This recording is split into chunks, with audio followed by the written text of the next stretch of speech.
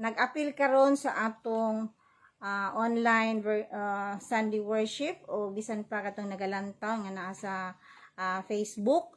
O salamat sa Miss Lebany for leading the congregation in worship to our living God sa pinaagi sa mga pag-awit. Karon nga Domingo igsuon, mao ni siya ang ikaduha nga Domingo sa bulan sa Agosto, pizza 8, 2021. Og niya paghapon ta sa ECQ busa nagapadayon usab ang atong online Sunday worship. Apan dili ni siya mahimo nga kaulangan nga dili ta mag katigom, bisan dili ta magkita ay sa naong apan mahimo gihapon nga sa atong mga hunahuna o sa atong mga espiritu magakahiusa kita. Busa nining gikan sa kaganina sa pagsugod o hangtod mahuman kini nga panimbahon, ako nga gituhuan nga matag usa ka nato nakapahiluna na og andam na nga mamati sa pulong sa Dios. Og ngini nga kabuntagon ang uluhan sa ato nga mensahe nga gipadala kanato sa atong buhi nga Dios, pinaagi nini nga imong alagad. Giuluhan kini og assurance of salvation. Ang ato nga scripture reading makita diha sa 1 John 5:10 to 13. Ug akong gikutlo kani siyang anchor verse nga makita sa versikulo 3. Si ako nga basahon igsuon og magauban usab kamo sa pagbasa kanako. Nagingon din gisulat kini ni John, nagingon siya, I write these things to you who believe in the name of the Son of God, so that you may know that you have eternal life. Magampo ta. Balaan ang mga Dios ni nga kabuntagon, salamat sa imong kaayo nga naghatag kanamo ini nga kahigayunan nga makatigom kami diha sa espiritu sa kamatuuran, bisan dili kami nakatapok physically, Lord. Apan among gituhuan nga ikaw ana sa among tiliwala, tungod kay nagatinguha ang tagsatagsa namo kakasing-kasing diha sa paghiusa aron ikaw among mahimaya sa iniusa nga mapamaagi usab. Ginoo nini nga kabuntagon, among tuhuan nga ikaw ana sa among tiliwala. O samtang ang imong pulong magapamation sa imong mga katawhan, gamitang imong alagad o Dios nga adunay gahom nga gikan kanimo, the anointing Lord that comes from you, aron gayud madawat sa matag usa ug kini nga pulong mahimo kini nga makapalig-on kanamo. Lord, wala ako'y mahimo sa akong kaugalingon busa akong gisalig diha kanimo kining pipila ka mga gutlo nga ang imong pulong mapadayag ug maipalanog ngadto sa mga katawhan. Lord, ipahilo na kini sa ilang mga kasing-kasing ug mga hunahuna ug mahimo nga sumbanan nila sa pagkinabuhi nining mga adlaw. Ini ang among mga pag-ampo sa ngalan ni Kristo Jesus. Amen. Ingon og introduction igsuon, nag-ingon din nga ang mata Kristohanon nagapangandoy gayud sa kasiguruhan sa kaluwasan.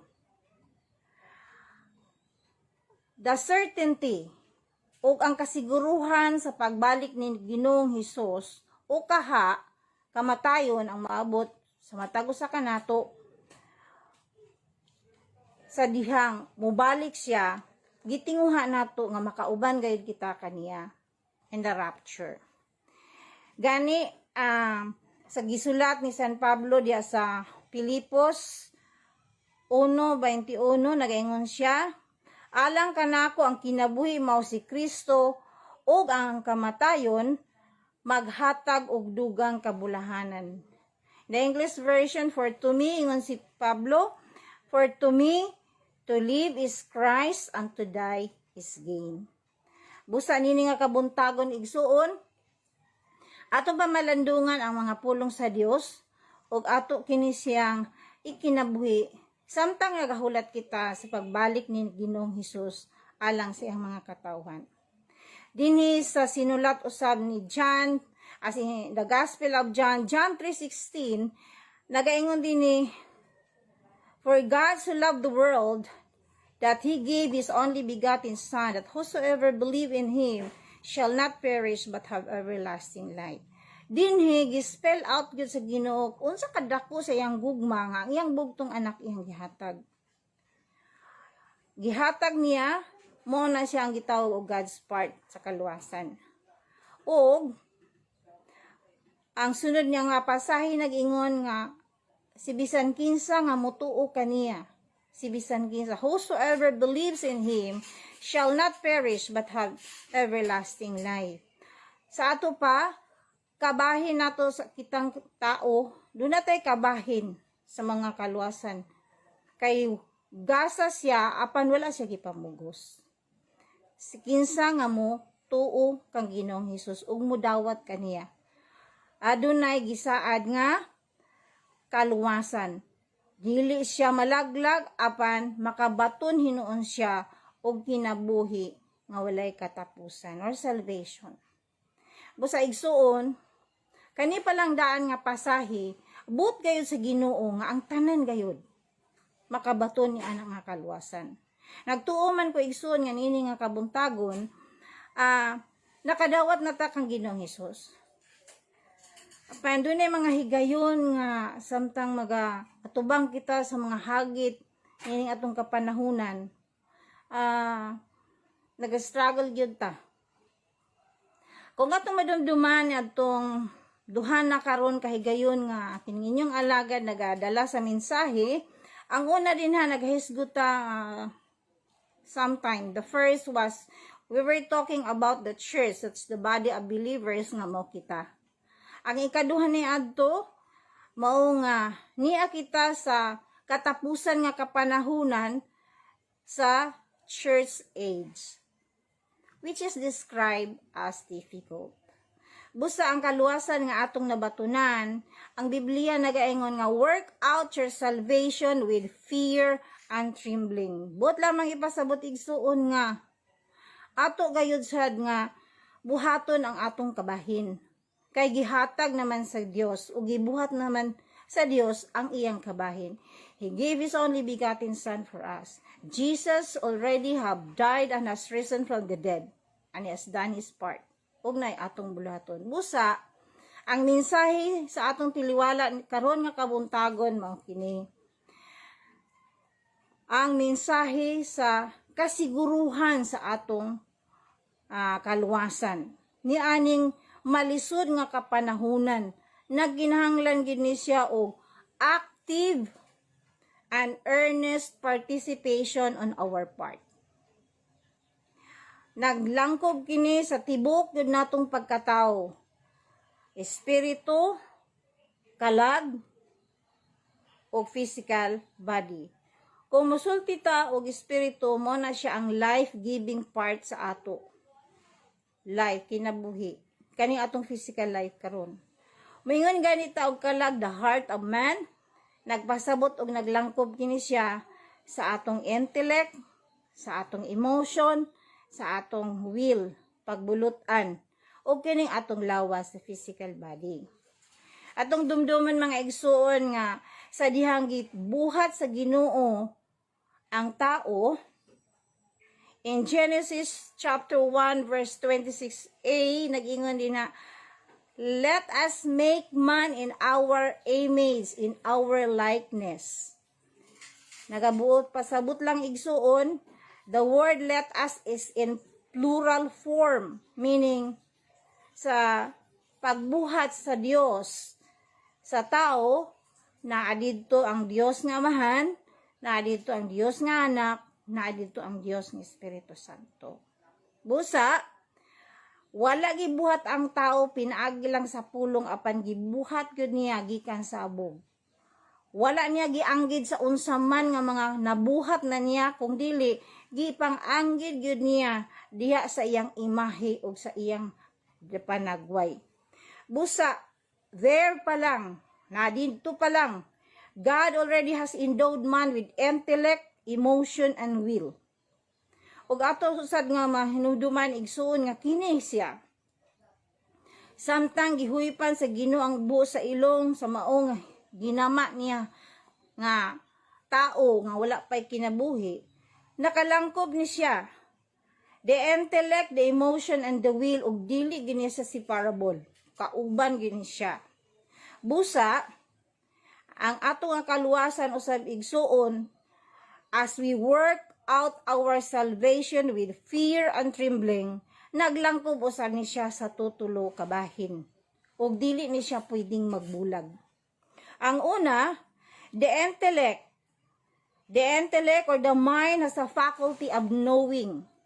Ang tao igsuon pinaka highest form of creation kay makahimo siya pagkahibalo kana gasa na sa Ginoo, dili na atong kaugalingon nga makamaog ka, makasabot ka tungod kay bright ka, o sige atong ibutang na siya taas imong IQ, but then kana gihapon gikan sa Ginoo. Busa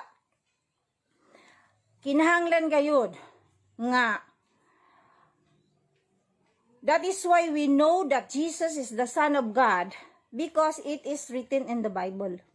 Sa unang panahon igsuon nga wala pa nisulat ang Biblia o ang kasulatan tibok kasulatan gikan sa daan nga tugon ug sa bag-o nga tugon, mga scripture to siya nga mga manuscript to siya apan gitigom to siya. Og atong nahibaluan is more than 1,500 to 600 years nga nahisulat ang Biblia, ang tibuok nga kasulatan sa 40 ka mga writers. Of course, the author gyud mao ang Holy Spirit.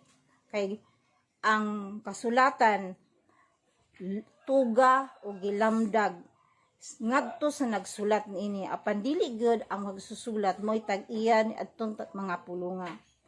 Busa ngano man nga kinahanglang ma-involve ang atong intellect. Igsuon kung doon na may mga mananap nga teachable, but no other being is more teachable than human and more able to comprehend. Busa magpasalamat sa nga sa atong kakapanahunan kung doon naman gani dili kabalong musulat, gamay na lang kayo ng illiterate. Uy, literate na gyud kaayo ang tanan. Makabalo na gyud ang musulat. Gani ang mga bata karon, gamay pa gani kayo, kabalo naman. So dili kita makapanglipas nga di man ko kabalong mubasa, di man ko kabalong musulat. Labaw pa ang Biblia sa unang panahon gisulat sa Griego, gisulat sa Aramaic, lahi nga mga pinulungan apan karon gisulat sa English, gisulat pag sa Bisaya. Makamao na gyud tang mubasa, makasabot na gyud ta ni ana. Kay ang katuyuan man gyud, ang katuyuan sa Biblia nga nakasulat din ha sa ni Pablo ngadto ikaduhang sulat niya kang Timoteo, katuyuan o description sa Biblia ngano nga gisulat to siya og gitigong, gipundok, giusa kay nagiingon didto kay ang tibok nga kasulatan lamdag sa balaan nga espiritu. Mahimong magamit kini siya sa pagtudlo, sa pagbadlong, sa pagsaway sa katawhan sa Dios, paggiya sa katawhan sa Dios, aron ang katawhan sa Dios mahimong hingpit og giniyahan diya sa pulong aron makahimo siya og mga maayong butang. Kana nga mga maayong butang nagalangkob na siya sa mga butang nga angay sa natong buhaton aron ang kasiguruhan sa atong kaluwasan, our part will be accomplished. Busa daay gitawag og intellectual commitment igsuon. Unsa man ang intellectual commitment? Nga kung estudyante ka, dili man ka basta-basta magpa-enroll sa unsa mga grado nimo. Magpa-enroll lang ko kay laay man sa balay. Tanan nga estudyante nga naa diha karon. Magpa-enroll gyud ka sa imong grado. Unsa imong grado? Unsa nga year ka? Unsa imong kurso? Kay tungod kay gusto gyud kang mahuman ni ana nga level. Og tungod ni ana naka-intellectual commitment nga magtuon gyud ka sa imong mga leksyon nga daghan ra ba kay nga subject. Bisan doon na to yung mga subject nga dili ay kagusto. Excuse me. Pero imo gigihapon ng tun-an. Sama sa Biblia igsuon nga kinahanglan ato gina siyang tun-an. Usahay, it is very sad nga ang mga estudyante, sorry pagsulti ani, maayo kay silang mutuon sa ilang mga leksyon, pero sa Biblia sayra. Ang una gyud, the intellectual commitment naglangkob na siya og duha usab igsuon. Know the word of God and set or focus your mind on the things above. Sa Joshua 1:8 igsuon sa binisaya, akong basahon ingon siya. Ayaw gayud kalimti ang basahon sa balaod. Kinahanglan nga tun-an mo kini adlaw ug gabii. Og pag kinabuhi sumala sa tanang nahasulat niini og magmauswagon ka. Ayaw gayud kalimti. Ngano di ay? Kay malintanon ang tao, kay dali ra kay tang ma-distract. Magbasa ka karon, nya na kay nahinumduman nga buhaton mabiyaan ang basa. So take time to really read. Kung pwede lang do na kay panahon nga imong gilaan nga magbasa ka gyud. Kay gikinahanglan nga tun-an, dili lang nga basahon nya mao na o kaha memoryahon. In English version nag-ingon siya, do not let the book of the law depart from your mouth. So meditate on it. Tun-an day and night, so that you will be careful to obey all that is written there, and you will be prosperous and successful. Kana siya igsuon, wala lang na siya may mong mauswagon ka dinhi sa kalibutan. Apila na siya, apan akong gituhuan nga magmauswagon ta sa kalibutan, labaw nga magmauswagon ta ang atong kalag ng atong espiritu. Ug sa panahon unya, sa tigumo na sa Ginoo, ang iyang mga katawhan, labaw nga kabulahanan ug labaw nga pagkamauswagon ang atong maangkon. Kay uban naman unya ta sa Ginoo sa wala nay katapusan. Ug diha usab sa Kolosas 3:2, akong basahon sa binisaya, huna-huna ang mga butang langit nun, dili ang yutan-on. Set your minds on things above, not on things below. Or set your minds on eternal things, not on temporal things. Tinuod igsuon niya po ta sa in the flesh. But dili but ipasabot nga diha na lang gid ta mututok tanan. Our basic need maura gid ni. Ang atong basic need, food, clothing, shelter, for survival na siya. If there's any addition to it nga i-allow sa Ginoo sa ato, mas maayo. But we need to focus our minds on the things above, on the eternal things. And let us be resolute in focusing our mind on Christ. So, intellectual commitment, you have to know the Word of God. Maayo man nga mamati tagwali sa maani o doon na pa'y daghang mga wali nga imong mabatian. Apan gikinahanglan gyud kay dili man gyud ma-discount ang imong abilidad sa pagsabot o dili sad ma-discount ang buot unya nga ipadayag sa Ginoo sa imo personally, nga para sad sa imo personally. Yes, ang mga preacher nga nagatuon sa pulong sa Dios, gipadayon usab sila. Apan lahira ng ikaw mismo nagbasa ka og namalandong og duna sa siya'y pagpadayag, which is something personal sa imo. Busa ang una igsuon, our working out our salvation with fear and trembling, naglangkob kini sa atong pagpanabot.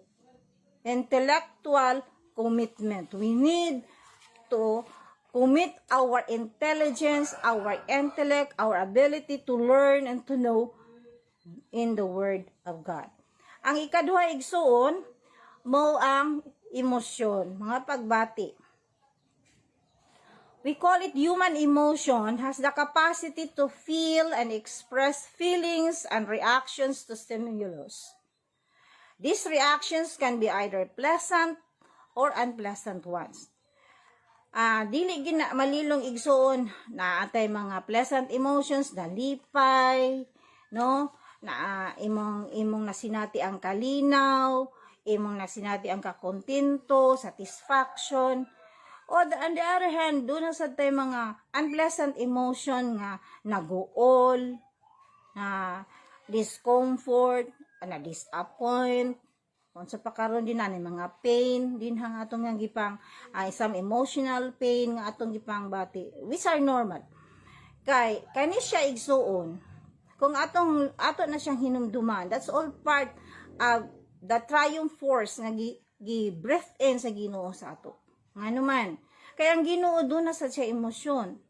Na siya emotion of love, na siya emotion of compassion, na siya emotion even of anger. O kaha siya na disappoint. One time na disappoint siya, naghimo pa niyang Ginoo kay ang kasing-kasing sa tao dito ra gid paingon sa dautan, na disappoint siya niadto. So, in the same way, nga naa sa tay emotion. Gani ang katawhan sa diha nga nidawat sila ni Ginoong Hesus for the first time as their Lord and Savior. Lahi-lahi ang ilang expression sa ilang emotion. Ang uban gahilak gyud og maayo, ang uban gakatawa, ang uban gahilom lang, uban ano pa gyud, ma-explain pa gyud. Lahi-lahi ang ilang expression. Hinunua kanay silang mga initial nga expression sa mga magtotoo nga ilang gipakita at the time of conversion should not be the basis for faithfulness. Because the basis of faithfulness is our steadfastness in serving the Lord throughout our lifetime. Naghila ka man kaha ni adto, pagdawat nimo sa Ginoo, nakatawa ka man kaha, o unsa nang imong ekspresyon, that was just an expression and that is understandable. Nga mao to imong personal nga expression. Apan ang imong pagkamat tinud-anon og mapadayunon nga pagpangalagad sa atong buhi nga Dios throughout your lifetime by all your emotions and feelings igsuon, reactions to stimulus count much. Mo nang gitawag og emotional commitment. This emotional commitment igsuon nagginahanglan gyud kay ta og giya og direksyon sa balaan nga espiritu sa atong mga kinabuhi. Walay usa ka nato nga mingon nga kaya naman ako ni may naman kong laki ani. No. Because we are very volatile, we are very fragile igsuon kay kaning pagbati usahay magdagandagan siya, usahay maayo imong gibati, usahay dili maayo. Busa kinahanglan gyud ta og giya o direksyon sa balaan nga espiritu sa ato mga kinabuhi. Kaya ang atong human emotion igsuon, usahay mo pakyas kanato. Human emotion can falter and fail as we face the challenges of life, especially this time, whatever stage of life you are in.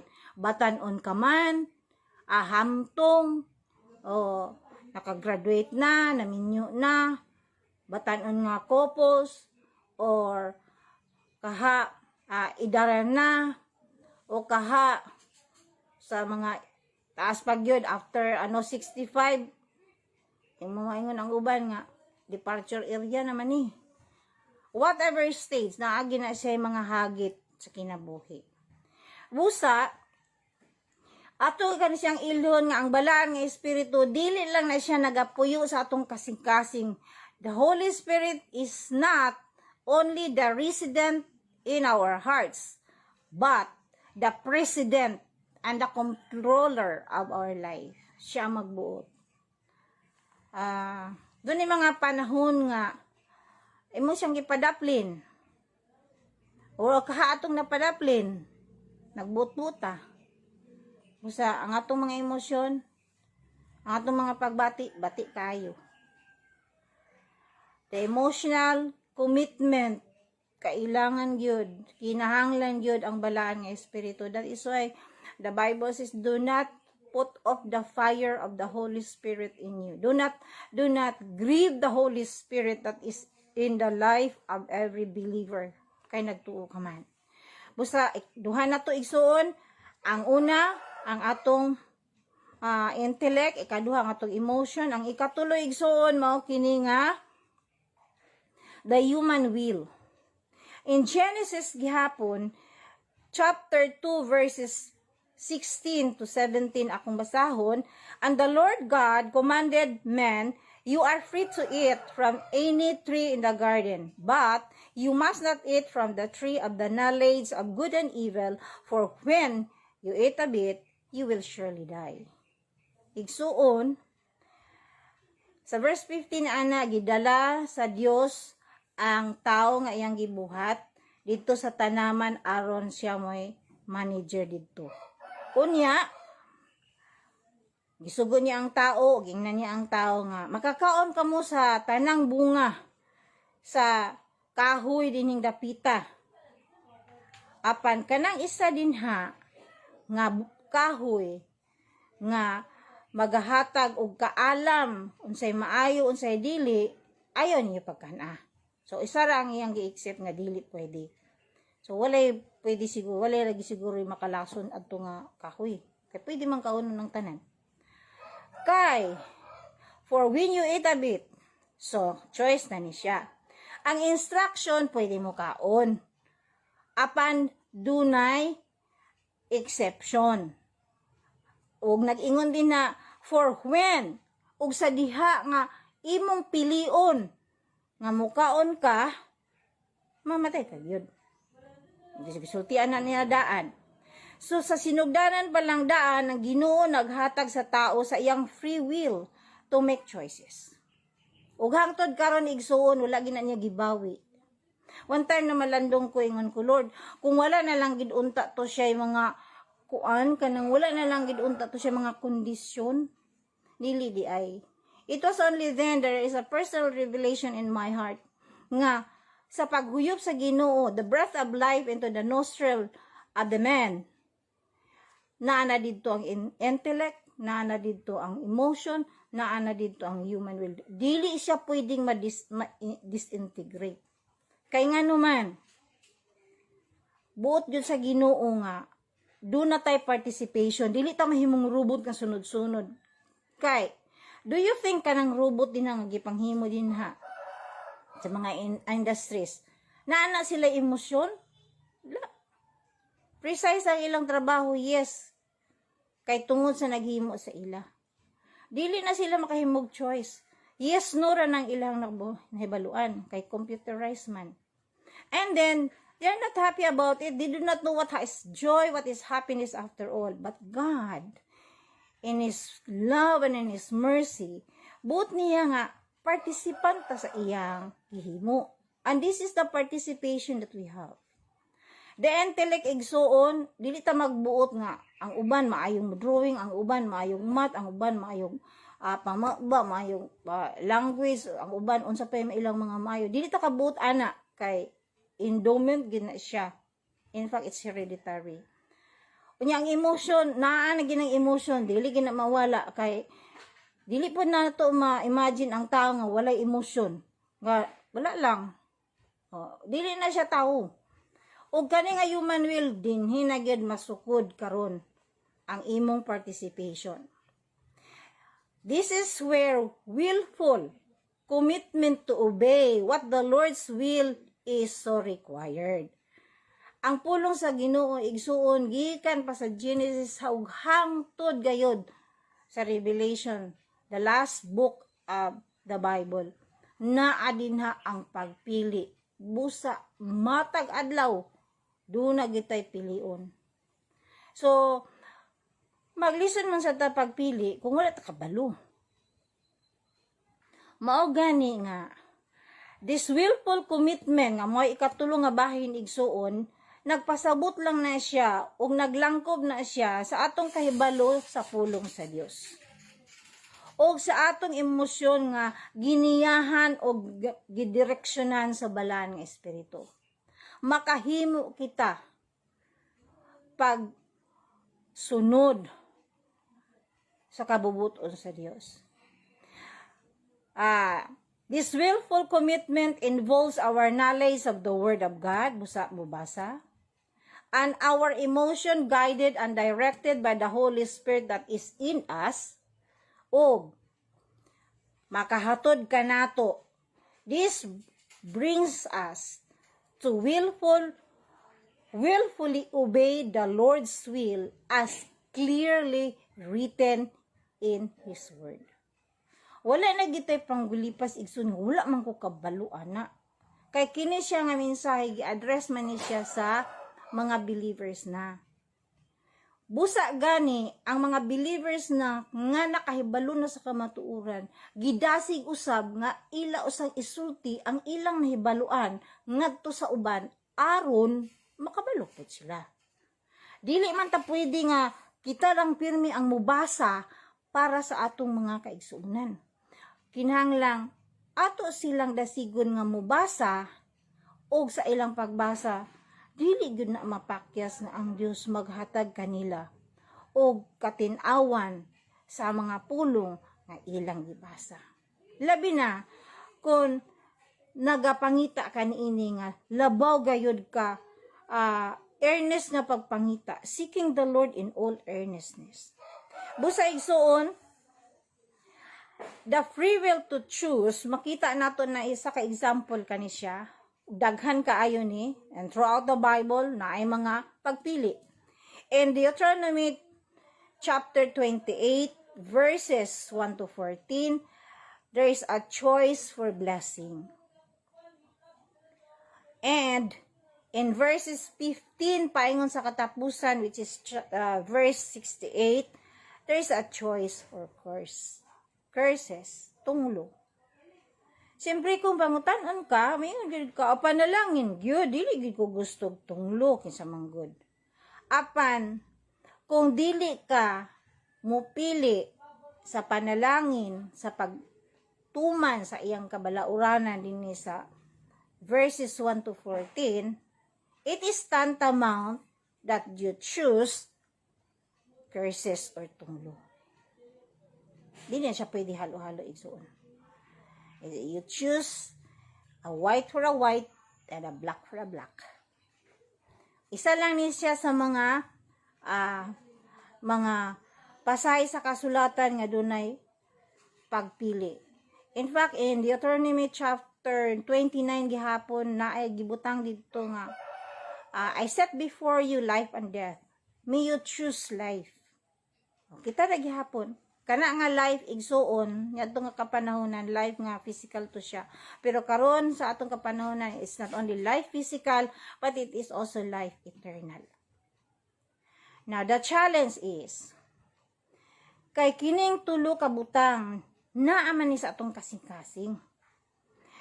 The intellect, the emotion, and the will is in the heart.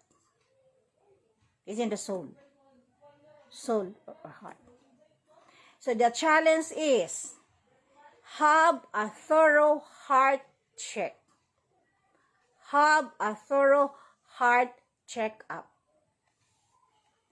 Sa physical na to nga heart, ang trabaho sa physical nga heart is pumping the blood. Dili ganin siya ga-cleanse, ga-pump na siya. Yung trabaho diya, night po na siya. But this spiritual heart that we're talking about is check our intellect, check the things that we know, check the things that we feel, check the things that we decide and choose, and have a thorough heart check-up. In Psalms 139:23 and 24, basahon ako igsoon, nag-ingon dinhi. The psalmist says, "Search me, O God, and know my heart. Test me and know my anxious thoughts. See if there's any offensive way in me and lead me in the way everlasting." Igsuon, tinuod that one day, kini atong physical heart, muundang lagi ni siya siyang trabaho. Apan, kaning atong soul heart, muundang na siyang trabaho kung tuan na sa ta sa bakan sa Ginoo. Mao gina atong tinguha igsuon. busa sa matag karon ug unya ato gyud ipasusi ang atong mga kasing-kasing. Ipasusi ginato ang atong unsa man ang mga butang atong nahibaluan. Unsa man ang mga butang gipasulabi na tugtuon. Unsa man ang mga butang nga gikalipayan kayo nato ug gikahimutan kayo nato dito gyud taga kabisi. Ug unsa man sad ang atong mga choices. Kay didto igsuon. Kung kaning tulo ka gitawag ni siya og triumph force inside of us. Kung kani siya mahimo man nga gamit nato aron gyud mabaluan nato ang kabubuton sa Ginoo. Sa mga batanon kay sige ra gini sila og pangita sa kuan mingon day na sila nga asa man akong God's will. Mga batanon din na nga wala pa nang kauyab o banguyab pa lang. Naa sa Biblia ang God's will. Naa sa Biblia. Asa din na kaya imong gusto kay itumbok man kita dito ang address, tong pangalan, managdagway no. Trust the Lord. Delight in the Lord and He will give you the desire of your heart. So how can you delight in the Lord? You have to know His word. You have to obey His word. And then, God who will put that desire in your heart, siya ra gyapon na mag-fulfill ana nga desire. Di ka nagakatarantag pangita. So, kung sa nangita og trabaho, mora gihapon. Delight in the Lord, and He will give you the desire of your heart, the desire for a job. Delight in the Lord. Unsa pa man ang imong gipangayo, delight in the Lord. For He will give you that desire in your heart. Igsoon, we start in the Bible, we walk by the Bible, we will end up in the Bible, and by the time Jesus comes, igsoon, we will be with Him. So, tulo ka buok, igsoon, tulo na siyang balantayanan, tulo na siya kagasa sa Ginoo sa atong mga kinabuhi. Ug niini nga kabuntagon ang ato usab nga conclusion na ingon dinhi sa Romans 10:9 and 10. Akong basahon, if you confess with your mouth that Jesus is Lord and believe in your heart that God raised Him from the dead, you will be saved. Yes, it's true. With all earnestness, because the Bible is true. For it is with your heart that you believe, and it is with your mouth that you confess, and are saved. Faith, dili man ka makabilib, wala ka ni salig. Faith must be in the heart, and it includes the intellect, the emotion, and the will, and it takes hold of the whole person. Dili man ka pwede nga imong isugid sa imong baba nga si Ginoo mao ang si Jesus mo ang Ginoo. Kinahanglan you believe it in your heart. You believe it in your mind. You believe it in your feelings, and you choose to believe it. And it takes the whole person. Ikaw na siya. In 1 John 5:12, nag-ingon din na, He who has the Son has life. He who does not have the Son of God does not have life. And this life eternal. Igsuon, natuo ko nga ang matag usa ka nato one time. Mabitaw na every now and then, mangutan ako sa inyo, makadumdum pa mo kung kanus amo nagdawat sa Ginoo. That day is a very significant day in your life. That day. Kay usay mingon ra man ta nga murag kuan man to, murag December man to, murag Mayo man to, murag unsa man to. Basta murag maura na. No. You can ask the Holy Spirit kung kanus agi nimo, kanus siya nahimong resident diya sa imong kasing-kasing. Probably he will bring you back to the time, and you have to thank the Lord for such a time. Karon, as we face the challenges of our times, we need assurance of salvation that when Jesus comes to take His saints, we will be with Him forever. 1 Thessalonians 4:16 and 17 and so on. When the last trumpet call of God will sound, and the archangel and the dead in Christ will rise again, and kita nga nabilin nga buhi pa, mga usab sad ta ug muuban ta kang Ginoong Hesus. What a joyful day. So sa miagi nga preaching nag-ingon ko, it will be such a great rejoicing and a great reunion igsoon. Kay nga naman, unsa di ang kabubuton sa Dios? In 1 Thessalonians 5:9 it says, "For God did not appoint us to suffer wrath, but to receive salvation through our Lord Jesus Christ." Yes, and Jesus has done His part. We have to do ours. Ihatagan na taniyag intellect, ihatagan na taniyag emotion pagbati, ihatagan na taniya og pagpili. Busa igsuon gamiton nato na siya nga tanan. Gasa na siya. Basin kung doon ay pipila sa ato din na nga nakabasa naman pero maura gihapon. Balik-balik lang gid gihapon. Igsoon, it is high time for us to do something. But we have our part to do. Unsa man atong buhaton, timanan nato ni siya. We have to continue learning by studying. We have to continue loving the Word of God and delighting in His Word and keep on reading and reading. And living by obeying on the Word of God. So 3 words: learn, love, live. Learn the Word of God. If there's anything ay mong na-learn nga mga skills din sa kalibutan, it's fine. Gasa-gyapon na siya. But more than anything else, learn the Word of God. Because from there, na dito ang kabubuton sa Ginoo. Nga ang iyang kabubuton, nga dili ta mahiagom sa iyang kapungot. Apan, madawat nato ang kaluwasan, pinaagi kang Ginoong Hesus. Let us pray. Our gracious and loving Father, we thank you so much, O God, for your greatness, for your goodness. Thank you, Lord, na kini nga mensahe, Ginoo, will come cross into our hearts today. And it will change us inside out. That we will be living according to your word. That we will keep on learning and loving your word. Thank you, Lord. Thank you, Holy Spirit. You are our guide and our director. We entrust to you, Lord, the rest of our lives until Jesus comes. This is our prayer in Jesus' name. Amen. Akong gihangyo ang atong mga mag-awit sa paghalad sa ilang awit.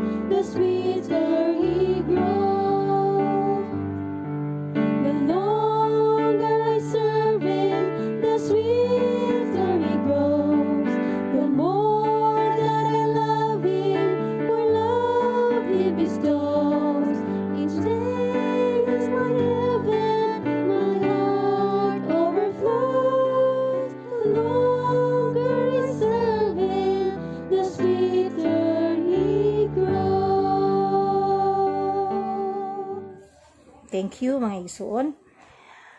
For our benediction this morning, akong basahan sa 1 Thessalonians 5:23 and 24, nag-ingon din may God Himself, the God of peace, sanctify you through and through.